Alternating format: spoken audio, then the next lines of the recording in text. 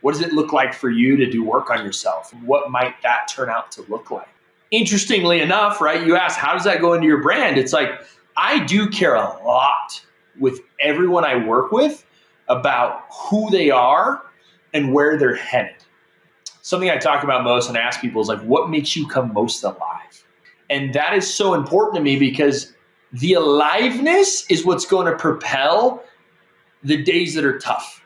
For you, what is the difference between I want to get rich versus what you do is I want to help people build and be in wealth?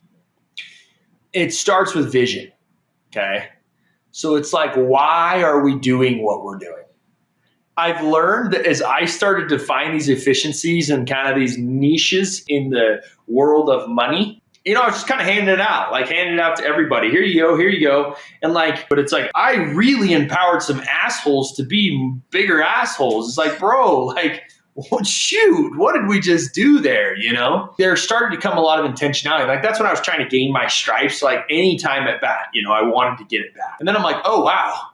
We just keep smacking them out of the park. This tends to work for most people. I genuinely, I can get on here and say, I don't think there's a client that's upset with the experience we've had. I think everybody's like, yeah, freaking love the work we did. And it's helped my life. So because of that, there's a lot more intentionality now about okay, why are we doing what we're doing? So you asked this question about wealth. Do I want to be rich? Do I want to be wealthy? And so if you come and you're like, hey, Kyle, I just really want to get the Ferrari and just I want people to look at me and I want to be the gal, the guy.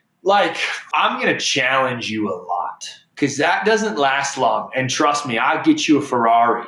And then 6 months later, you'll be like, hey man, I really just need to do something else at this. I now need the Lamborghini versus Aventador versus the SVJ Aventador, right? There's 2 tiers of that Lamborghini, right? And it just never ends.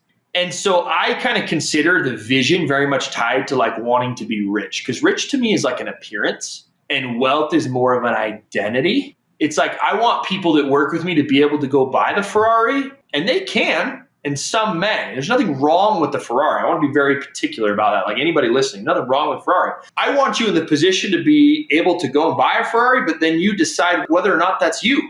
Some people listen to this little supercar zipping around. It's maybe I want that Rivian truck because I really it's new, it's sleek, it's fun, but I kind of want to get up in the mountains and get up to the hills and go on some hikes and connect with nature. Let's help you get to the point where the day that that's available, boom, you're able to obtain it. That makes your life better, more rich, wholesome life. So yeah, I really think about rich is an exuding of appearance, and it's not necessarily pure.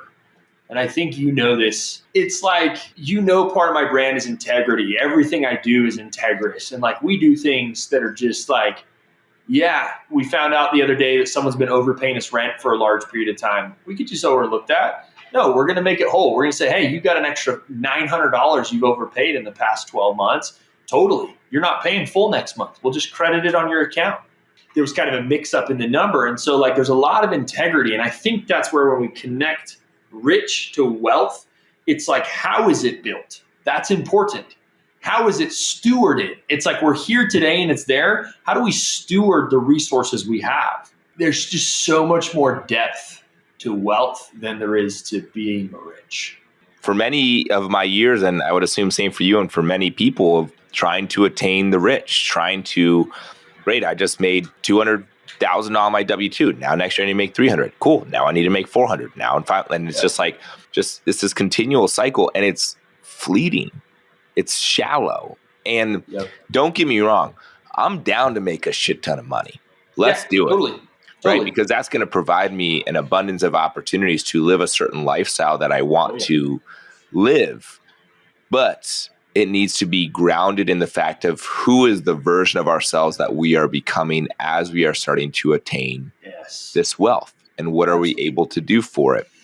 And, I look at so many people, I still remember there was an old boss I had that he was, a top VP of sales at this company making an absolute ton of money.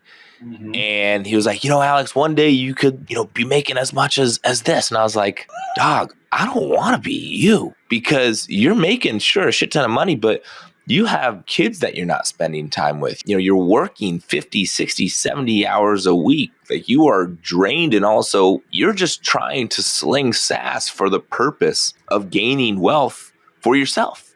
I don't want that. I love how you call it. That's an identity shift that people have to go through. And so when you think about like your identity shift, I've witnessed you have an identity shift, and I'm witnessing it evolve in front of me every single day.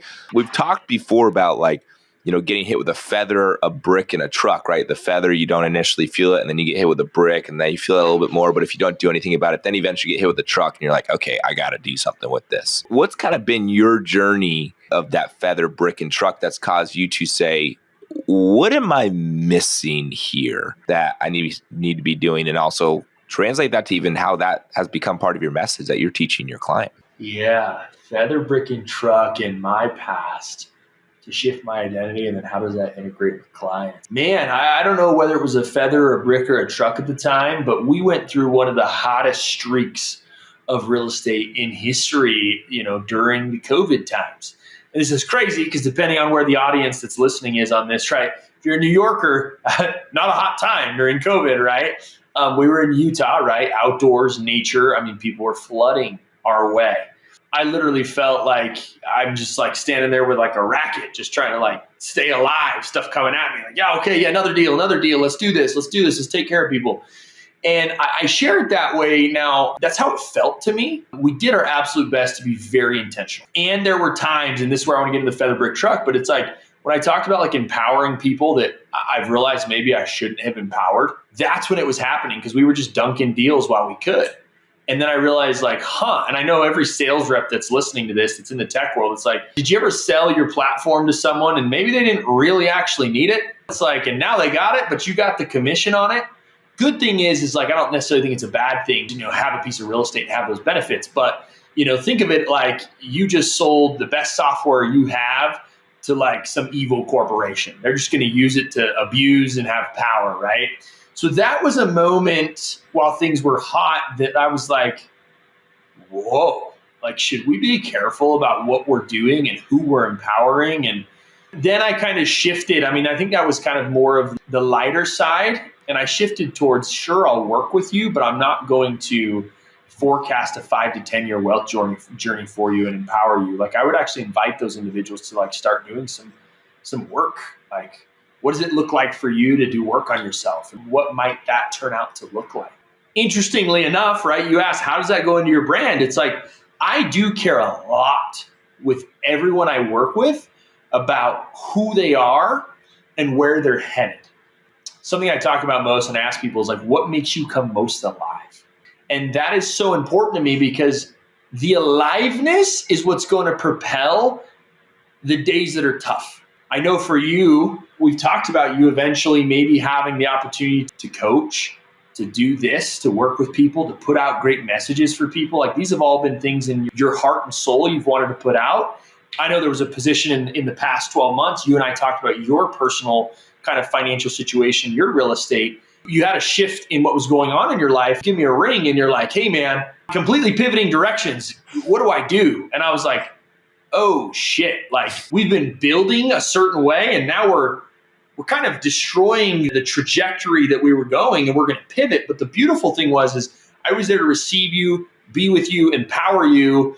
And then you're like, oh, I'm good. Like, cause you kind of panicked a little bit. You're like, I'm good. And then you were more empowered to go do the stuff that was like in your heart and in your soul. And so that's why when things are tough like that, because other people may like, they may fold at that point. They may cash out. They may walk away. They may say this is scary. But like that drive of like, who are you? What are you about? That's how we get through those tough times.